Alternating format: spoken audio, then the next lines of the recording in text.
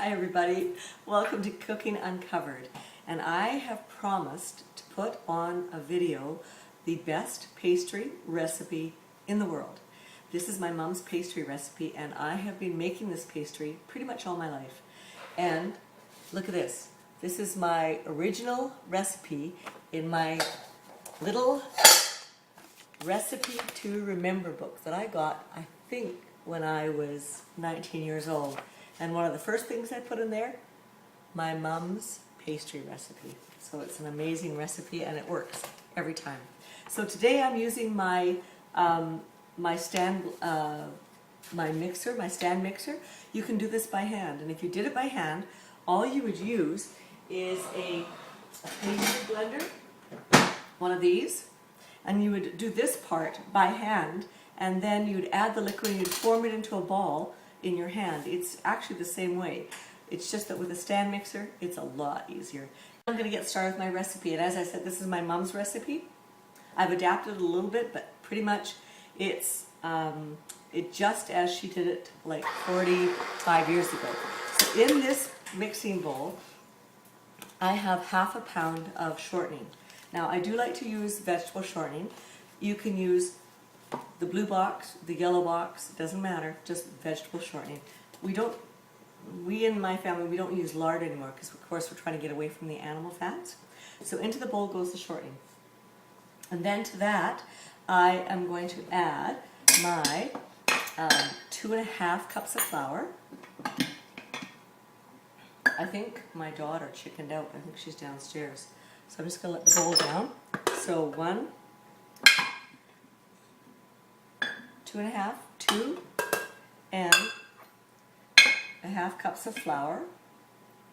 Go right in with the cold shortening. To that, I'm going to add 1 teaspoon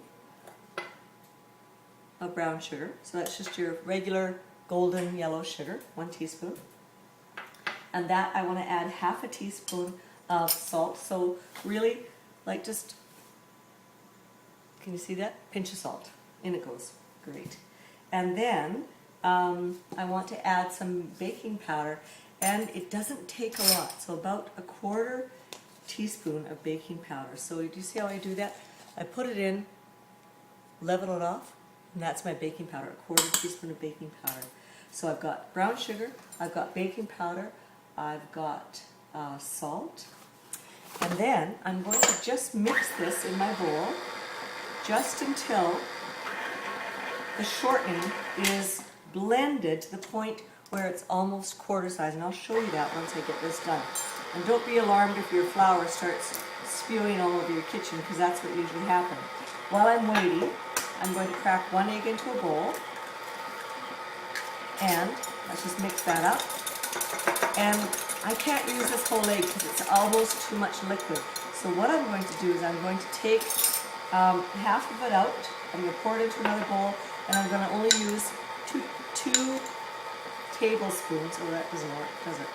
2 tablespoons of egg into this bowl. Now I want to show you this. I've got this all cut up, and see the size of the shortening? Can you see that? They're kind of quarter sizes, and that's what you want. So at that point, you're going to stop. Take the shortening off the blades and stop. So in this bowl is about 2 tablespoons of egg. Then I'm going to add 2 tablespoons of vinegar. This is the key to great pastry. 2 tablespoons of vinegar. Now I add enough cold water to make 1/2 cup of fluid. So back I go to my sink.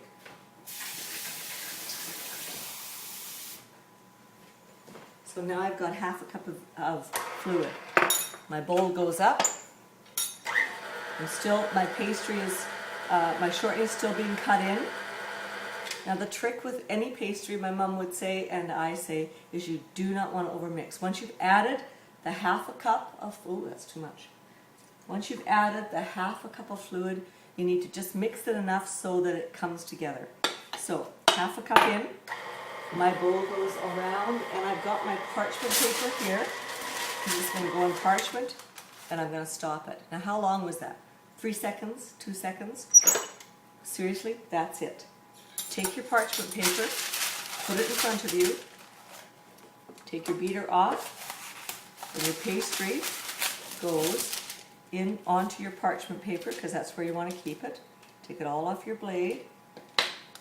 Take your pastry out of the bowl. And that's what it looks like. That's how simple it is to get great pastry. I'm going to put all my pastry onto the parchment sheet here.